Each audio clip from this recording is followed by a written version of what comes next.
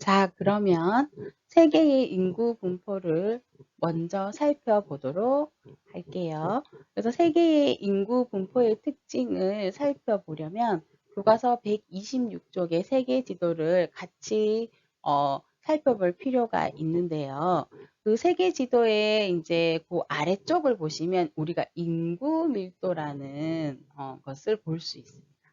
인구 밀도라는 것은 단위 면적 안에 살고 있는 사람의 수, 인구의 수를 말하는 것으로 인구 밀집 정도를 알려주는 이제 지표라고 보시면 됩니다.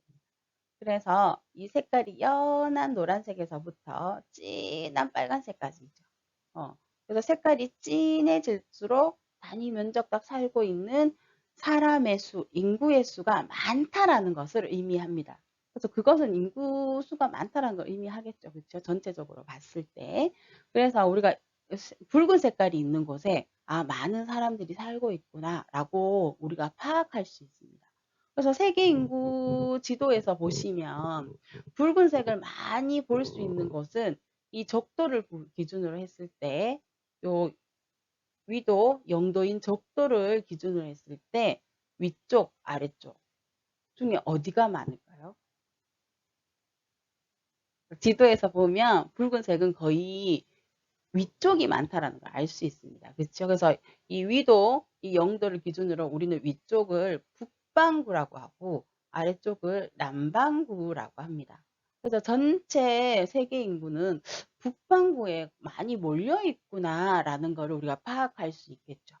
근데 이렇게 북반구 인구가 많이 몰려 있을 수밖에 없는 이유는 뭐 어, 전체 지구의 육지의 분포가 보면 북반구에 많이 있기 때문에 거기에 사람이 많이 살 수밖에 없다라고 이제 우리가 이해를 하시면 그러니까 두 번째 특징을 보시면, 첫 번째 특징을 이렇게 보시면 세계 인구 90% 이상이 우리가 북반구에 살고 있다라는 거고, 자, 그리고 이제 이 붉은색이 어디에 집중적으로 위치해 있는가를 보시게 되면, 여기 보시면 북위입니다.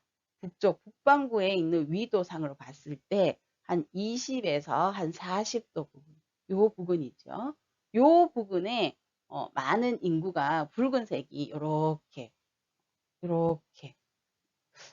몰려 있다라는 걸 알 수 있습니다. 그래서 북위 20에서 40도에 해당하는 곳에 많은 인구가 분포하고 있고, 그리고 이제 0도, 이 적도 부근과 이 끝부분, 극부분이죠. 여기 끝부분, 여기 극부분 같은 경우에는 붉은색을 거의 볼 수가 없어요.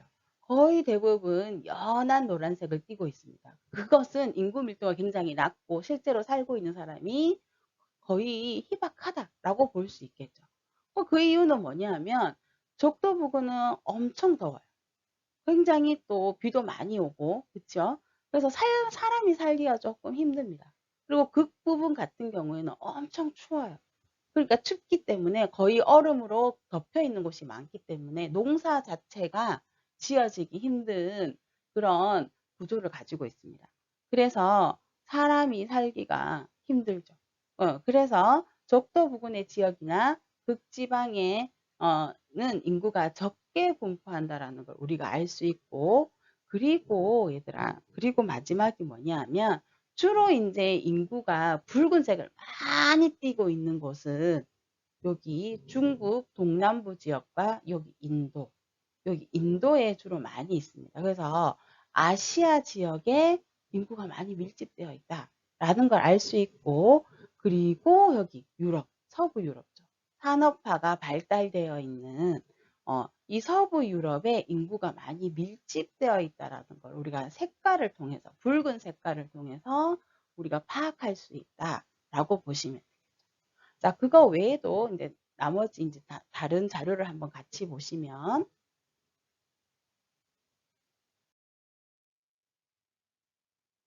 자, 이것은 이제 대륙별 인구의 분포를 나타내고 있습니다. 그래서 아까 봤던 것처럼, 바로 앞쪽에서 봤던 것처럼 아시아라고 하면 인구가 많이 있는 지역이 중국과 인도, 여기에 이제 인구가 거의 많이 집중되어 있습니다. 중국은 한 14억, 15억 가까이 되고 인도도 한 13에서 14억 정도의 인구를 가지고 있어요. 근데 이 중국과 인도의 인구를 합치게 되면 전 세계 인구의 3분의 1을 차지하고 있다라고 보거든요. 근데 이 중국과 인도가 있는 지역이 어디야?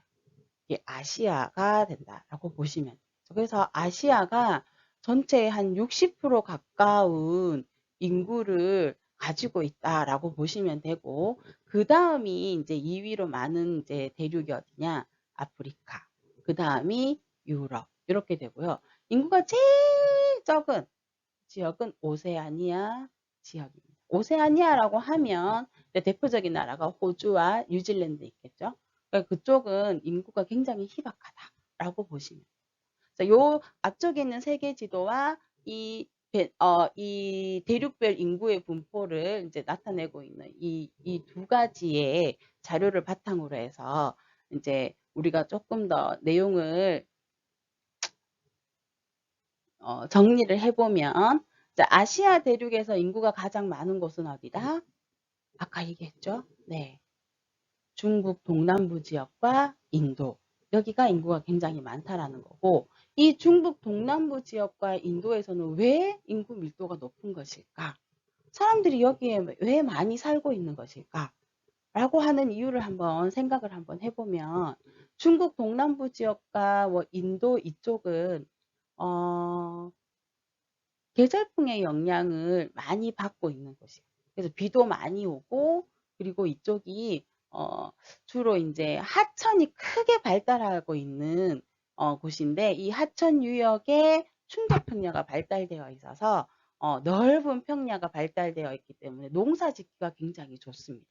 농사를 지어서 우리가 농사를 짓는다라는 것은 식량을 쉽게 구할 수 있다라는 것이고, 이 식량을 많이 생산해낼 수 있다라는 것은 사람을 사람이 살기 좋은 조건을 가지고 있다라는 거거든요. 그래서 그거를 우리가 인구 부양력이라고도 표현을 하는데, 이 인구 부양력이 높기 때문에 식량을 많이 생산할 수 있어서 인구를 부양할 수 있는 능력이 좋아지기 때문에 이 지역이 인구가 많을 수밖에 없다라고 이제 이해를 하시면 되고, 가장 인구가 적은 대륙은 어디다?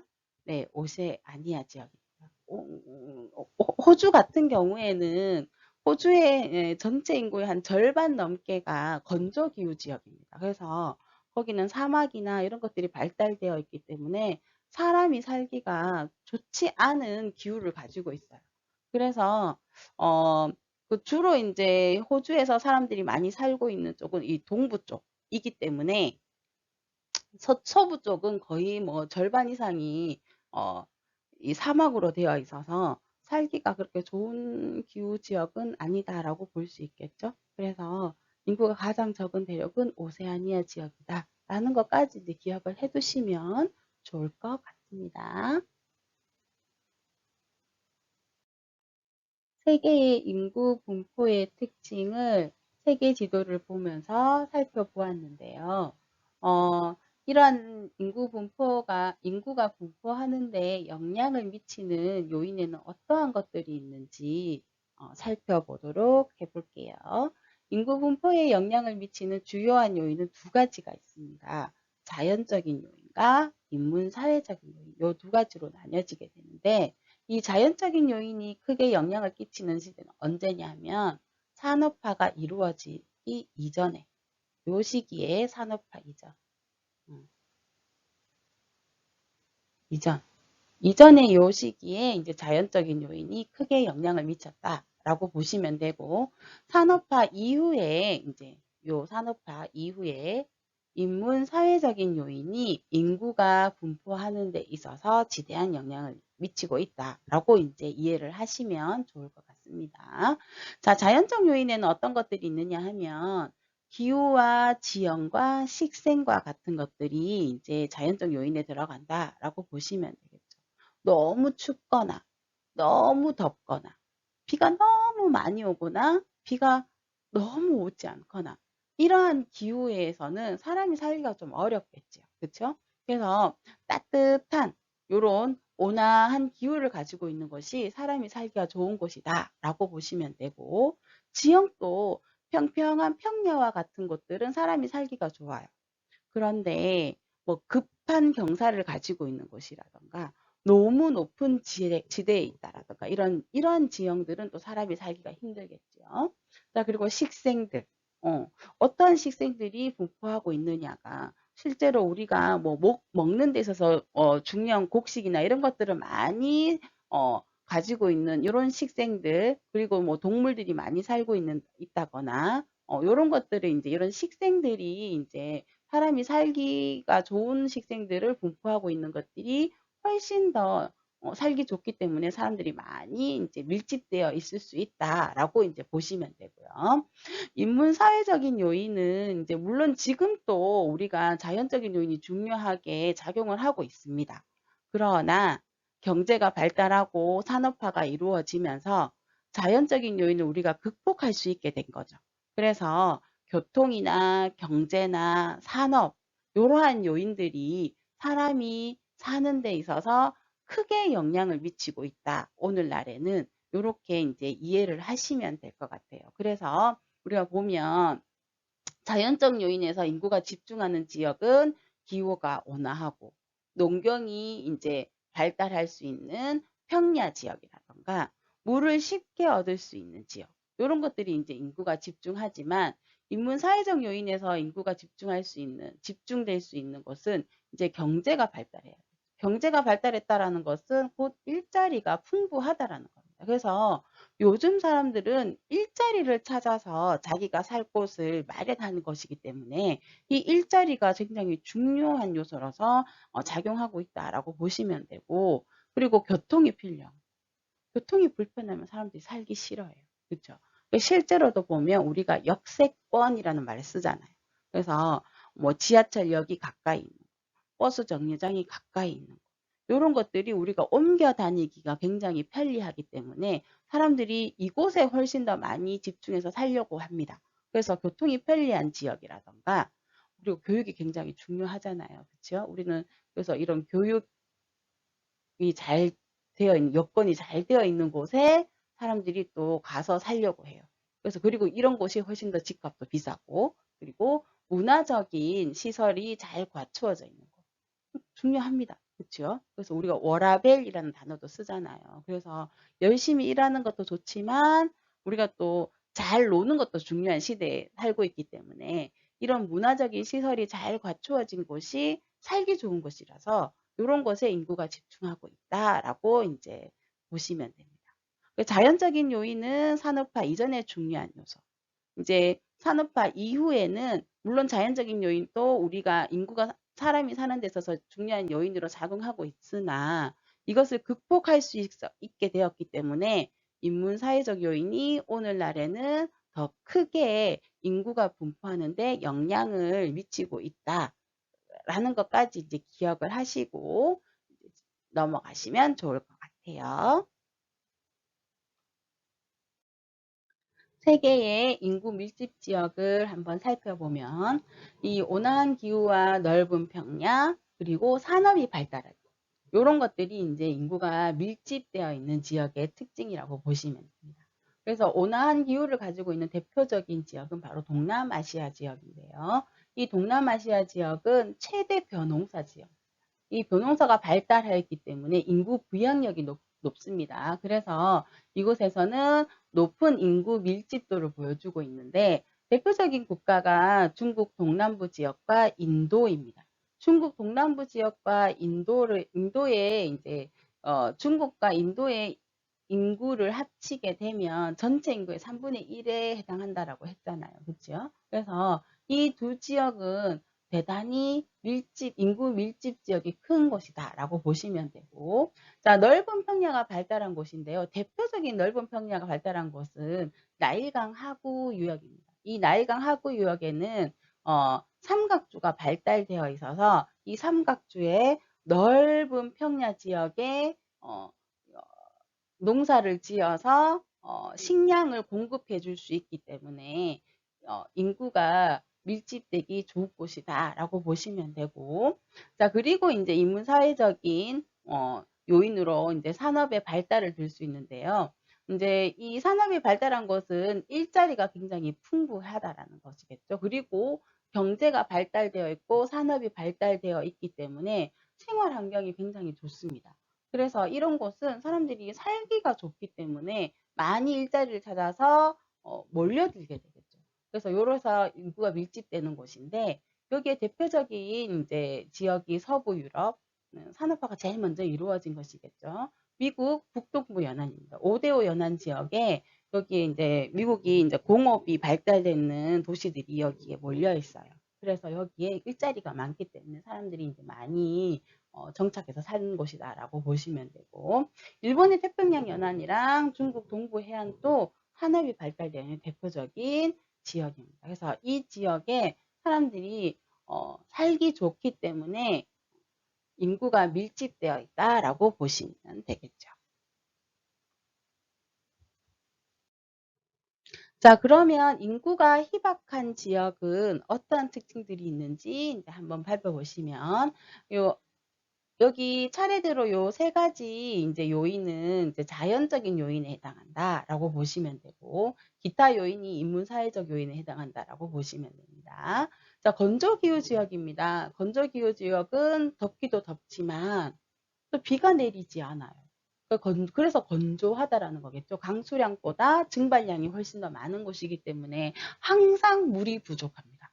그래서 물이 부족하기 때문에 농업 활동에 굉장히 불리하겠죠. 농사를 지을 수가 없습니다. 식량을 실제적으로 많이 구할 수 없는 곳이기 때문에 생존과 관련이 있어서 이제 사람들이 여기서 살기가 어렵습니다. 대표적인 것이 이제 사하라 사막, 호주 서부의 아웃백 지역이라던가 중국 내륙 사막 지역이라던가 미국 서부에 있는 사막 지역이라고 보시면 돼요. 자, 그리고 열대 및 한대 기후대입니다. 열대 기후대는 너무 더워요.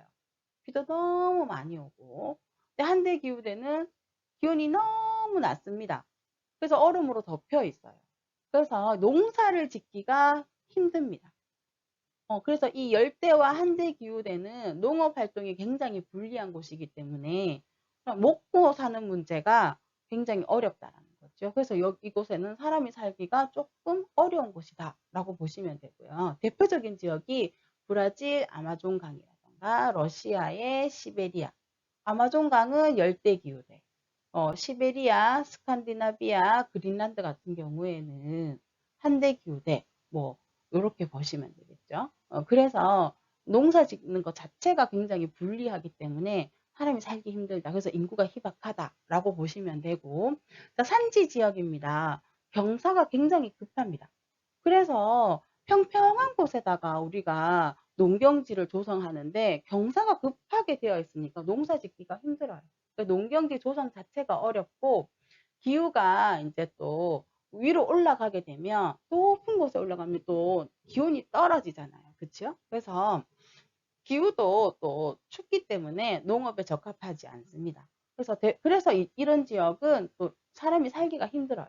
대표적인 지역이 히말라야 산맥과 로키 산지, 미국의 로키 산지 정도 된다라고 보시면 되고, 나머지 기타적인 요인은 뭐냐 하면 인문사회적인 요인이라고 했잖아요. 그렇죠? 그래서 산업화가 아직 이루어지지 않은 지역.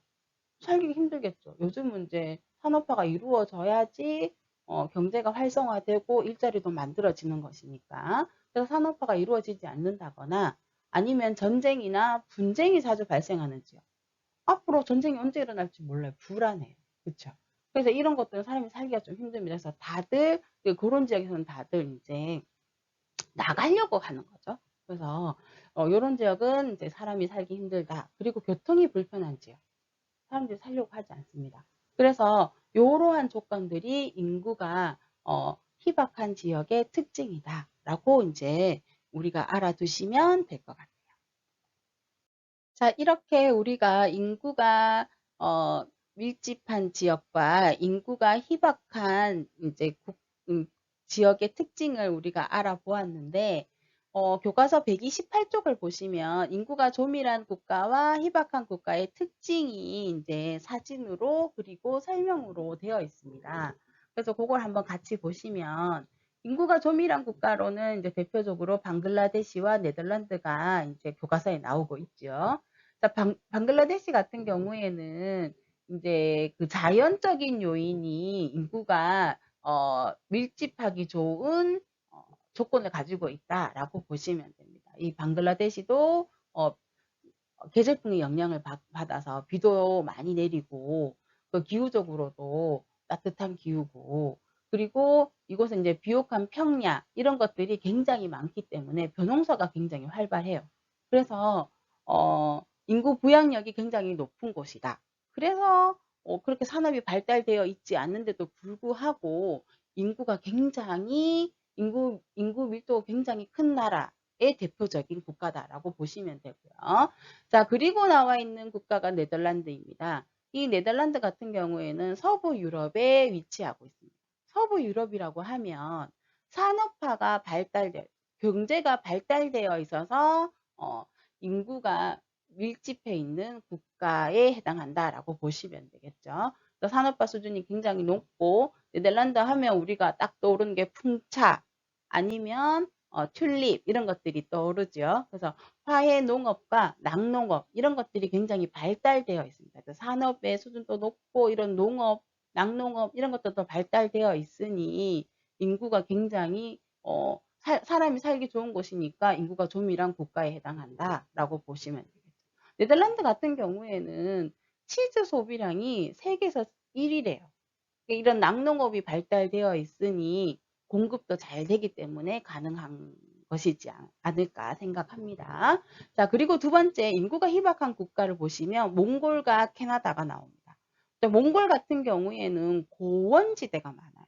그래서 산지와 사막이 넓게 고원지대에 초원이 발달되어 있는 곳이거든요. 그래서 유목 생활을 주로 많이 하는 곳이기 때문에 여기는 이제 기후적으로 봤을 때 아니면 지형적인 특징을 봤을 때 사람이 살기가 그렇게 좋은 조건은 아니다라고 할 수 있겠죠. 산지와 사막이 넓게 펼쳐져 있기 때문에 인구가 희박하다라고 보시면 되고, 캐나다 같은 경우에는 산업이 발달되어 있는 국가이지만 산업화가 잘 되어 있지만 여기는 또 추운 기후 지역이 넓게 분포합니다. 한대 기후 지역이 넓게 분포하고 있기 때문에 기후적으로 너무 힘들어요.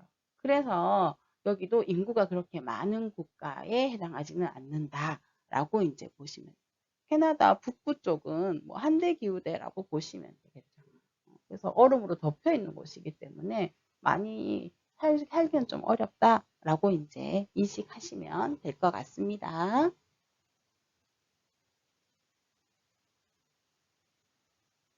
자, 그러면 세계 인구 분포의 특징을 보았으니 이번에는 우리나라의 인구 분포의 특징에 대해서 알아보겠습니다. 우리나라 인구 분포의 특징을 알아볼 때는 이 산업화를 기준으로 해서 산업화가 이루어지기 이전과 산업화가 이루어지기 난 뒤에 어떠한 특징들이 있는지 살펴보도록 할게요. 자, 먼저 우리가 산업화가 이루어지기 이전, 우리가 산업화가 이루어지는 시기를 이제 보통은 1960년, 60년대에 이제 산업화가 이루어진다, 라고 보고 있거든요. 그래서 이 60년대 이전인 1940년대 인구 분포를 보시면, 지도에서 여기 의주와 영일만, 요 영일만 지역을 이렇게 있는 사선으로 있는 요렇게 사선으로 이어서 보시면 요 아래쪽은 붉은색 인구 밀도가 굉장히 높게 분포하고 있고, 요 위쪽은 좀 인구 밀도가 조금 낮게 분포가 되어 있는 것을 우리가 볼 수 있습니다. 60년대 이전에 산업화가 이루어지기 이전에는 우리나라는 농업 중심의 국가였습니다. 그래서 기후나 지형과 같은 자연적인 요인의 영향을 굉장히 많이 받았다라고 보시면 되고요. 이 의주와 영일만을 기준으로 해서 이 아래쪽에 있는 이 지역들이 이제 평야가 발달되어 있는 곳이다라고 보시면 되고요. 요 아래쪽, 우리 남한이 있는 요 아래쪽은 좀 따뜻한 기후고 위쪽은 좀 춥잖아요. 그렇죠? 그래서 이 기후가 온화하고 벼농사에 유리했기 때문에 요 의주와 영일만 아래쪽은 인구가 굉장히 밀집되어 있다는 게 특징이고, 의주와 영일만 사선을 바탕으로 해서 요 위쪽은 산지가 발달되어 있습니다. 있습니다. 이렇게 태백산맥부터 해가지고 요 위쪽이 이제 거의 대부분 산지가 발달되어 있기 때문에 산지가 많은 북부와 동부 지역 같은 경우에는 살기가 힘들겠죠. 농사 짓기도 힘들고 기후적으로도 여기는 좀 많이 춥기도 하니까.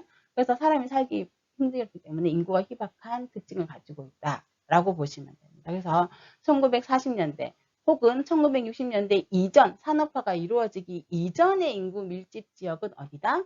남서부, 남서부 평야 지역에 인구가 밀집되어 있다. 왜? 벼농사가 발달되어 있었기 때문에. 그럼 인구가 희박한 지역은 어디다? 네, 북동부, 북동부 지역의 산지 지역은 춥기도 춥고 산지이기도 하고 하니까 농사도 어렵고요. 그렇죠? 그러면서 인구가 희박한 지역이었다라고 이제 보시면 될 것 같습니다.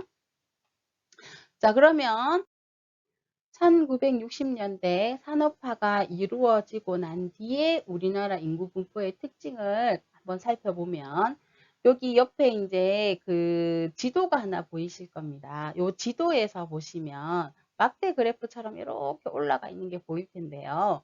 그래프가 위로 올라갈수록 인구 수가 많다라는 거. 그리고 붉은색을 띨수록 인구 밀도가 굉장히 높다라는 걸 의미하고 있습니다. 그래서 보시면 주로 인구가 여기 서울, 경기도 요 부분에 많이 분포하고 있고요. 인천까지. 그리고 대전, 그리고 대구, 그리고 울산, 부산, 광주. 이 특징이 뭐냐 하면 이곳은 전부 다 광역시입니다. 그래서 이 광역시에 사람들이 굉장히 많이 밀집되어 있다라는 것이고, 그리고 울산과 부산 여기 남동 임해공업지역에 인구가 또 많이 몰려 있구나 이렇게 연결되어서 그렇죠? 이렇게 파악이 되고 있다라고 보시면 됩니다. 그 강원도 산지가 있는 강원도에는 인구 밀도가 굉장히 낮죠. 이런 것들을 기본 특징으로 가지고 있다라고 보시고 특징들을 한번 살펴보시면 자, 60년대 이후에 산업화가 이루어지고 나면 인구 부포에 지대한 영향을 끼치는 것은 자연 환경적인 요인이 아니라 인문 사회적인 요인입니다. 어떻게 산업이 발달했느냐에 따른 거겠죠.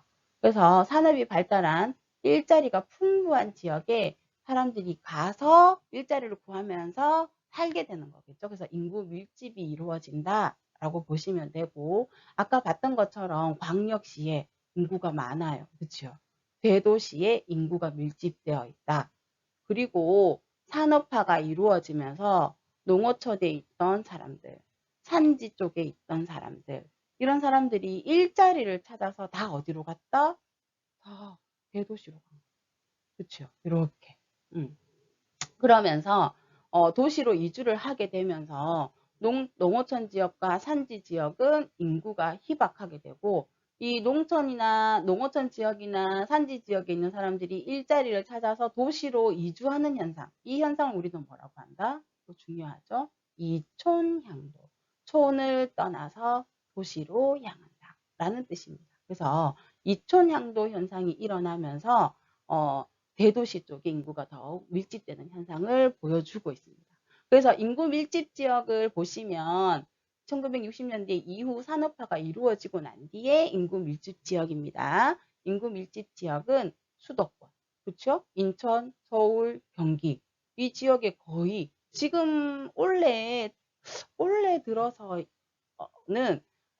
서울, 경기, 인천 지역의 인구수가 나머지 전체 우리나라 전체 인구의 절반을 넘어가는 모습을 보여주고 있거든요. 더 집중화되어 가고 있습니다. 그래서 수도권 쪽에 인구가 굉장히 밀집되어 있다라는 거. 그리고 광역시, 대도시지요. 그리고 남동 임해공업지역, 울산과 부산을 잇는 요 지역에 사람들이 밀집되어 있습니다. 그래서 여기가 이제 인구 밀집 지역이고 이곳은 일자리가 풍부하기 때문에 사람들이 일자리를 찾아서 갔다라고 보시면 되고 인구 희박 지역은 아까 얘기했던 것처럼 농어촌에 있는 사람, 산지에 있는 사람들이 일자리를 찾아서 도시로 향하는 이초향도 현상이 나타나게 되었죠. 그러면서 농어촌과 산지 지역이 인구가 부족한, 희박한 모습을 양상을 띠고 있다라고 이제 보시면 될 것 같습니다. 자, 그렇게 해서 이 중단원 세계 및 우리나라의 인구 분포에 관한 내용을 끝을 내도록 할게요.